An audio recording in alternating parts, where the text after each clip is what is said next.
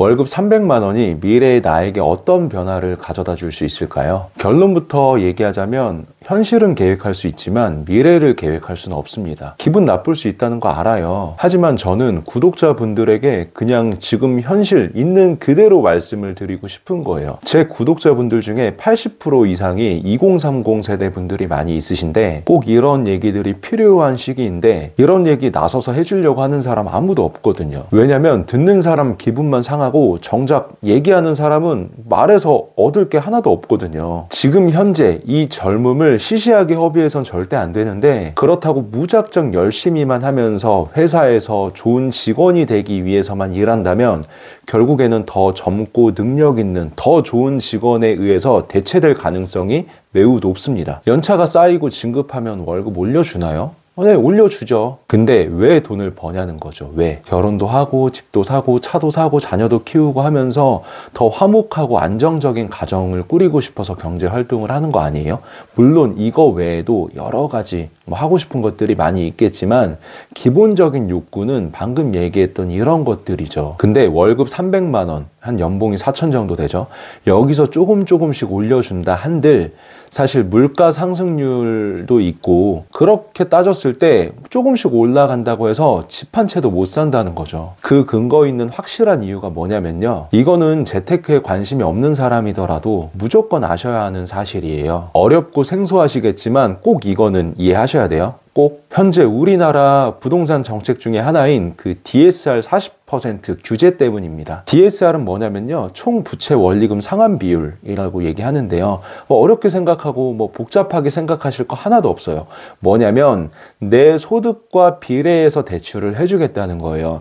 반대로 얘기하면 내 소득보다 그 이상의 대출, 즉 감당이 안 될 만한 대출은 나라에서 빌려주지 않겠다라는 규제가 있는 거죠. 그러면 그 40%는 뭐냐면 내 소득의 40%를 얘기해요. 월급 300만 원이면 연봉이 4천 정도 되죠. 그러면 4천에 40%면 얼마죠?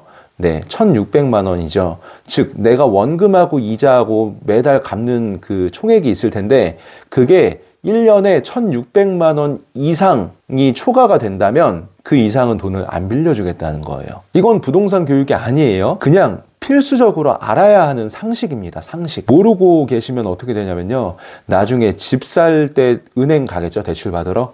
그때 은행 직원으로부터 통보받으실 거예요.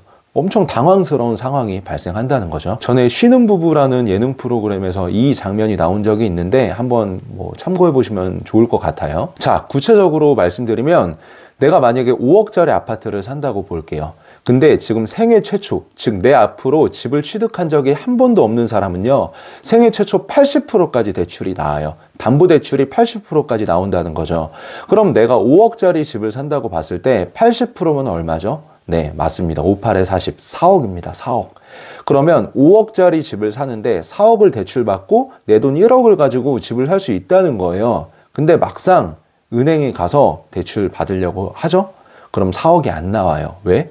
소득이 낮기 때문에. 이건 여러분들이 네이버에다가 DSR 계산기 검색을 한 다음에 여러분들의 소득을 입력을 해서 그 대출 받으려는 금액을 입력하고 계산하기 버튼 누르시면 40%가 초과하는지 초과되지 않는지 나올 거예요. 연봉 4천 기준으로 4억을 대출 받으려고 하면요. DSR이 보시다시피 40%가 초과하죠. 그렇다면 연봉 4천을 받는 사람, 즉 월급 300만 원 기준으로 봤을 때 5억짜리 집을 구매하려고 보면 대출이 얼마까지 나오냐?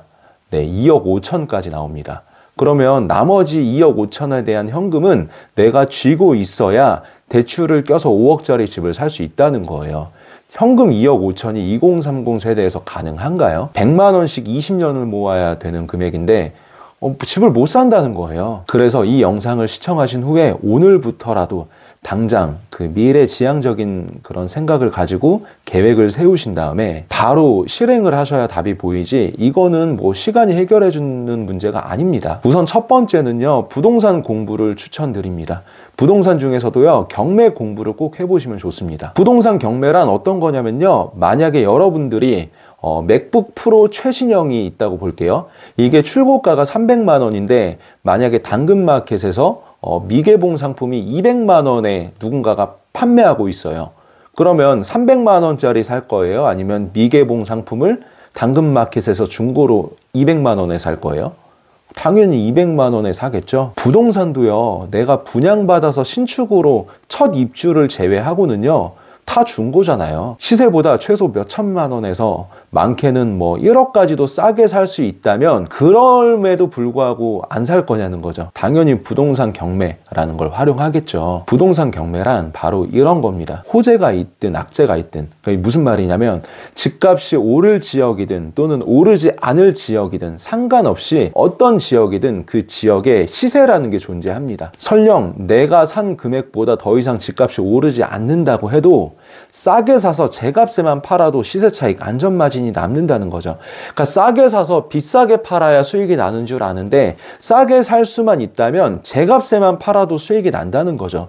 이게 가장 안전한 이유입니다. 경매 관련 서적을요, 교보문고 가서 구매하셔서 읽어보셔도 좋지만 사실 처음 공부하는 입장에서는요, 이 용어조차도 생소합니다. 뭐 이게 대항력이 뭐고 말소기준 권리가 뭐 용어 자체부터가 생소해요. 그래서 그거 관련된 경매 관련 유료 강의들이 많이 있습니다. 유튜브만 검색해봐도요, 여러 가지 강의들이 나오는데요.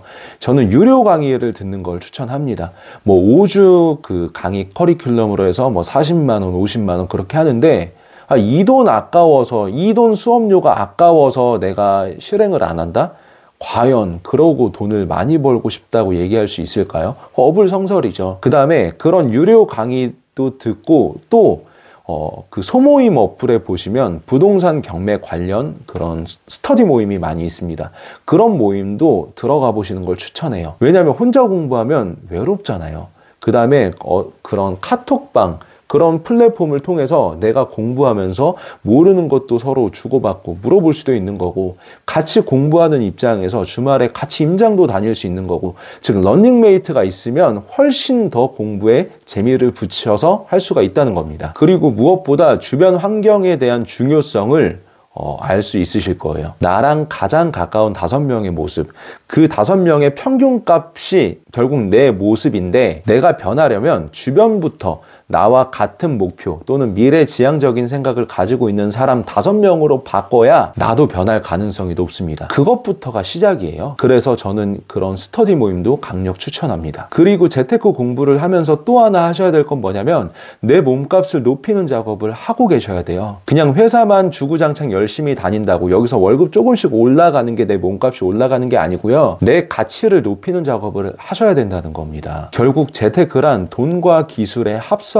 즉 돈을 다루는 기술인데, 그러려면 재테크 하려면 뭐가 있어야 돼요? 다룰 돈이 있어야 돼요. 즉 시드머니가 있어야 된다는 거죠. 근데 시드머니 2천만 원을 가지고 투자하는 거랑 시드머니 1억을 가지고 투자하는 거랑은 그 같은 수익률을 본다고 하더라도 이 수익이 나는 이 금액 자체가 다르죠. 즉 시드머니를 빠르게 그리고 많이 모으려면 내 몸값을 높이는 작업도 하셔야 된다는 겁니다. 근데 이건요, 시한폭탄과 같은 개념이어서 빨리 시작하지 않으면 점점 터지는 시간은 점점 다가오고 단축이 됩니다. 무슨 말이냐면 내가 60세에 은퇴한다고 치면 지금으로부터 일할 나이가 경제활동을 할 수 있는 기간이 한 고작 20-30년 정도밖에 안 남았다는 거예요.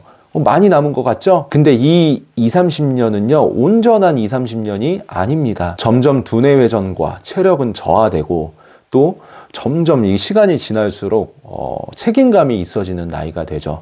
가장으로서, 남편으로서, 부모로서, 그리고 부모님한테는 또 든든한 자녀로서 고정 지출이 높아지다 보니까 이 말이 20-30년이지, 지금처럼 아무것도 내가 아직 결혼도 안 하고 자식도 없고 아직 부모님도 경제활동을 하고 계셔서 내가 당장에 부양까지도 안 해도 된다, 그런 상황일 때 더 초집중해서 내 몸값을 높여놔야 된다는 겁니다. 그래서 현재 직장에서 내 능력과 노력을 마음껏 펼치면서 노력에 따른 소득과 성과에 대한 보상을 100%, 200% 발휘할 수 있는 환경이 아니라면 지체하지 말고 빠르게 환경을 바꾸는 것 또한 방법 중에 하나가 될 수 있습니다.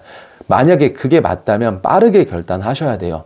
점점 이게 나이가 먹을수록 나에 대한 경쟁력은 내가 성장하지 못한 상태에선 떨어진다는 거죠. 저는 그래서 만약에 실패했을 때에 대한 리스크도 크게 없고 내 노력과 능력을 온전히 인정받을 수 있는 영업직에 저는 2016년도에 도전을 했고, 열심히 하는 만큼 또 많이 벌면서 이 불리는 재테크 공부까지 하다 보니까 이 자산이 모이는 속도는 플러스가 아니고 곱셈으로 가더라고요. 곱셈으로. 그리고 영업직의 특성상 내부에서 활동하는 게 아니고 외부에서 고객을 만나고 여기저기 이제 상담을 하다 보니까 내가 해당 그 지역에 갔을 때 그쪽 근처의 경매 물건도 서칭해보고, 어차피 상담하러 가는 김에 임장도 한번 해보고 근처 부동산도 한번 들려서 한번 보고, 그러니까 좀 이렇게 하다 보니까 시간 활용 측면에서도 너무 좋았고 이 시야가 넓어지더라고요. 저는 너무너무 좋았습니다. 무조건 지금 시대에서는요, 돈을 많이 버는 능력만 있다고 해서 되는 것도 아니고 많이 벌면서 불리는 방법들까지 알아야 자산을 만들고 경제적 자유와 가까워질 수 있다는 사실을 꼭 알고 계셨으면 좋겠습니다. 그리고 제 채널에도 돈을 버는 방법과